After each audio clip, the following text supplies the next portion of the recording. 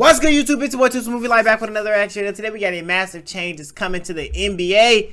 Let's get into it, man. On April 1st of this year, the NBA and its players agreed to a new Jimmy High Roller bargaining agreement. The announcement of this new CBA broke news for about a day or two, and then it was shrugged off in the midst of the regular season. Hey, for the what was most the news? Part, it's a bunch of contract jargon, new financial structuring and incentives, nuanced agreements between owners and players that us fans couldn't care less about. Y'all just finna say shit I don't care about. Details of this fairly routine league adjustment are three major rule changes to how the NBA will operate. Three adjustments to rules, systems, awards, and honors that have been in place for decades and will change the way the NBA and its players navigate the season. Today's sponsor is HelloFresh. Hey, HelloFresh, throw me a sponsor, man. Does anyone really I got have you. time? I cook up. Throw me a sponsor. 16. Throw me a sponsor, HelloFresh. And use code JimmyHighRoller16 for 16 free meals plus free shipping. Boy, you better stop playing. Boy, you better stop playing. Coming into effect starting with the Jimmy High Roller 16. Nigga, you better stop playing. Free meals. Finna have me 16 motherfucking free meals in there, motherfucker. Real shit. Coming into effect starting with the 2023-2024 NBA season, the league has a new CBA. Among the slosh. How old is this nigga? Has he did like? I mean, I'm not that informed, nor do I care. He's not hooping, so I don't care about the nigga. But like, was he like the nigga who literally started the NBA founder or whatever, and like still like on some shit, or like he picked up after someone passed away or let down, or this old nigga just been here this whole time? The league has a new CBA. Adam Silver. Among the slosh of financial mumbo jumbo that I couldn't give a rat's ass about, like, there are three major changes. Talk about something I care about here, this man. season forward. The first one is a new rule regarding the minimum number of games a player must play to receive individual awards. I like this one. And or be eligible for all NBA. One thing I'm gonna say about this, first of all, like, I swear, y'all, I hate people. Like, I can't lie. I do hate people who's just like niggas, like NBA players, bro. Y'all some motherfuckers, bro. Real shit. People like Kawhi Leonard, shit. Fuck it. You gonna catch it straight, bro. You are getting millions to do shit. People love. People dream of all their life. You niggas, why don't y'all want? If I'm in the NFL, NBA, I want to play every 82 games, every 16 games. I want to break every record. I want to play. Like, I'm not finna be, you niggas is not gonna have to put a restriction on, bro. These niggas be really like, bro, if you not walking, you can't move, you know, that's the only injuries oh, my tibia hurts, bro. All that weird fake injury shit, bro. Niggas should be on the field and on the court. Real talk, bro. People lose their drive or something, bro. Like, I don't like that, bro. Y'all got the opportunity of a lifetime and just be like still missing games and, like, come on, bro. On some real stuff. Real shit. That's like, when I get up, I'm still going to record all the time. I'm still going to do the same shit. I'm not finna be lazy because it's people who want to be in positions as people and people not even working. Like, come on, team man. selection. Previously, this threshold like, they literally have to say you have to play this much games or you can't get an MVP. And I bet all these niggas going to want to play now. 58. Honestly, they still might. They don't care that much. Or about 70% of the season. But under the new CBA rules, a player now must play at least 65 games in a season to qualify for all awards and honors. The overarching goal of this change being to reduce the amount of load management around the league. And surely, this change will do just that. Over the last 3 seasons, of the 45 players who were selected to an All-NBA team, 15 of them wouldn't have even qualified under the new rules. In fact, LeBron James would have missed the cut in all of the last 3 seasons. And 15 superstars not playing enough games over the course of 3 seasons may not sound like much, until you realize that in the previous 19 seasons combined, only 15 players made all NBA teams without playing at least 70% of the season. A requirement that pushes for about 10% more games played throughout a season for every superstar around the league may have a larger impact on the game than you would think.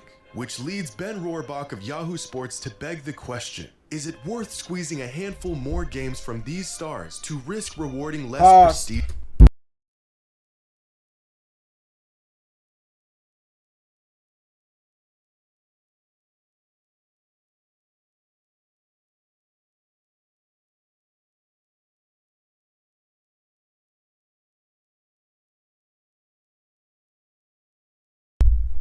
He just back to it. Yes, absolutely. And this minimum game requirement will also be in effect for individual awards, such as the MVP, Defensive Player of the Year, Rookie of the Year, and so on. The minimum game requirement here will have less of an effect on the league since voters are already in a silent agreement that in order to be the best at anything, you have to play most of the games. This is the exact reason why, excluding shortened seasons, there's only been 2 MVP recipients that played less than 70 games since the league moved to the 82-game schedule in 1968. Bill Walton in 1978, and Joel Embiid just this past season. But still, we will inevitably see this new rule begin to change the way stars around the league navigate each season. Over the past decade, here are award winners that, under the new rules, wouldn't have even been eligible, including Jaren Jackson Jr. for Defensive Player of the Year in 2023. Now, the one Lopez really should have won change is that there will be exceptions under specific circumstances. For example, if a player has a season-ending injury, the minimum game requirement will drop from 65. Wait. 2023. Who won Most Improved Player? Let me search this real quick because I'm finna get tight. MIP, NBA 2023. Oh yeah, Laurie fucking Markkinen. That's embarrassing, bro. For example, it should have been Tyrese Halliburton. I'm pissed now I searched that. Laurie Markkinen won Most Improved Player over Tyrese Halliburton. Also, any game where a player plays at least 20 minutes will count as a game played. That's stupid. I think we can all see exactly how this exception will be exploited. Sad and to demonstrate this, I want to point y'all to AC Green. Throughout the 80s and 90s, Green was a solid contributor in the NBA, but his legacy is remembered for his untouchable record for consecutive games played in an NBA career. From 1986 to 2001, AC Green did not miss a single basketball game. Not one. 1,192 consecutive games over the course of 16 years. A record that I'd be willing to bet anything will never be broken for the rest of time. But what people fail to mention is that in order to set this record, AC Green had numerous games where he would simply check into the game for a few possessions and then check back out. The man was well aware of his streak, and he would do anything in his power to keep it going until the day he retired. That's so weak. It's not a matter of if stars around the league will check into a game and then inexplicably check back out after 21 minutes. It's a matter of how many stars will do this and how often. But this rule change is certainly a step in the right direction. Now, the next rule change that was included in the new CBA is one that fans have been asking for like years. That one shit when these niggas like they do the tip off and foul and hop out the game to get their little check incentive, whatever that bullshit called. That's so weak, bro. Like that shit lame to me. I ain't gonna cap. The NBA has become you get millions of dollars and you like it's so lame, bro. That's why a lot of these people suck nowadays. And I talk how I talk because these niggas is trash. They worrying about everything but just hooping. Like everything else gonna come if you a good hooper. The rings, accolades, achievements, the money, that shit gonna come. But y'all over here trying to foul out with 1 second and worrying about a bag while your team is not even like guard. Probably a little bit of both. Is Jimmy Butler a power forward? Of course not. And yet he's listed as one. If you look up he don't do nothing but go in the paint in and the shoot dictionary, you'll find a picture of Klay Thompson, and yet he's listed as a small forward. Positions don't matter, and the NBA is finally taking notice of this starting next season and the way that they vote for all NBA teams. Because from this upcoming season forward, all NBA teams will no longer be restricted to 2 guards, 2 forwards, and a center. Instead, all NBA teams will be positionless. The 5 players who receive the most first place. One thing I can say about this is I don't like it. And I don't like it because it's ruining the game of ball, bro. Imagine next year's first team just being 5 guards. This new AJ Dick, right, the big man, so it's going to just be 5 big men. Like, bro, just put, like, votes will simply be first team All-NBA. Players who earn the 6th through 10th most votes will be second team All-NBA, and 11th through 15th will be named third team All-NBA. This change in the structure of how all NBA teams are chosen will fundamentally change the contractual leverage of players around the league and the legacy they leave behind. This past season, Nikola Jokic, the best player in the world, didn't even make first team All-NBA. Only 1 center is allowed to make first team, and that spot went to Joel Embiid. Rudy Gobert has 4 All-NBA selections in his career. You want to know how many All-NBA teams Vince Carter made in his 22-year career? 2. I know, right? Guess how many All-NBA teams Ray Allen has made in his career? 2. What about Dennis Rodman? Ray Allen is a dog. 2. In fact, Rudy Gobert has more overrated. He's just overrated selections than Vince Carter, Ray Allen, Dennis Rodman, DeMarcus Cousins, Manu Ginobili, Draymond Green, Kevin Love, Alonzo Mourning, Klay Thompson, Bill Walton, James Worthy, Devin Booker, Chris Bosh, Kevin McHale, Earl Monroe, Derrick Rose, and Peja Stojakovic. Appalling. The old All-NBA voting system was broken. It's because he's overrated. Years, simply. But the most egregious. For some reason, people think he's. I don't know what they think he is. Honestly, I've never one game I've ever thought Rudy Gobert was good. I was gonna say season, but that's over. One game I've ever thought he was good. Jordan, dude's trash. Who was never at any point in his career even considered a top 30 player in the league, made first-team All-NBA. That's right.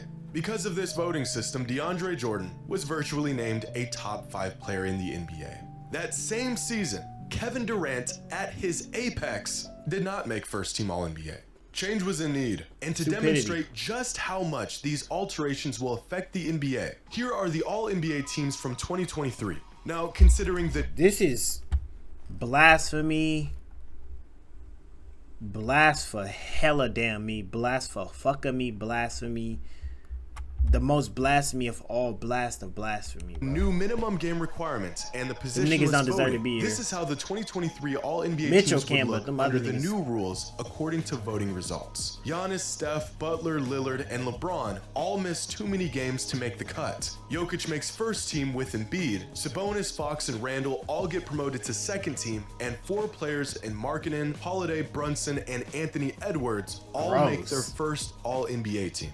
Now, the last major change that we'll see in this upcoming season is the new in-season tournament. No official structure of the tournament has been announced yet, but the basic framework is set, and it'll look something like this. The league will be divided into 6 pools of 5 teams. Pools will be comprised of teams from the same conference. And that's about the extent of this plan making any sense. Because out of the established pools of teams, there will be designated days during the first 6 weeks of the season where teams will play within their pool. The winner of each 6 pools will advance to a single elimination stage along with 2 wildcard teams. The league has yet to announce how these wildcard teams will be determined, so maybe record. The semifinals and finals will be played at a neutral site, and the players on the winning tournament team will receive $500,000 each. But here's where it gets really weird.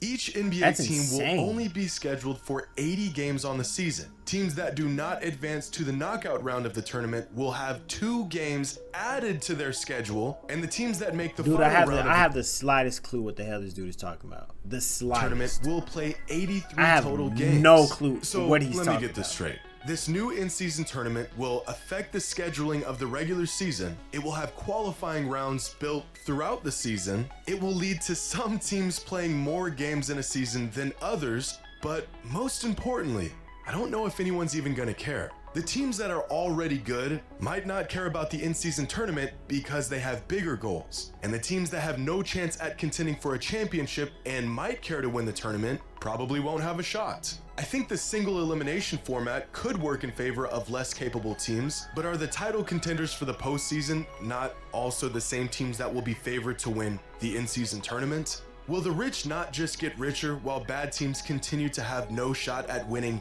anything? Over the last decade, the NBA has added a handful of new awards that players can win throughout the season. The Hustle Award, Teammate of the Year Award, Clutch Player of the Year. I do like the more awards they give it out. Not gonna cap. These extra awards. I do like those extra awards. I can't more cap. Players and fan bases involved. It's cool as hell. If we're being completely honest, no one really cares about these additive accolades. Shit, Who won the Hustle Award in 2020? Who won the Teammate of the Year Award in 2021?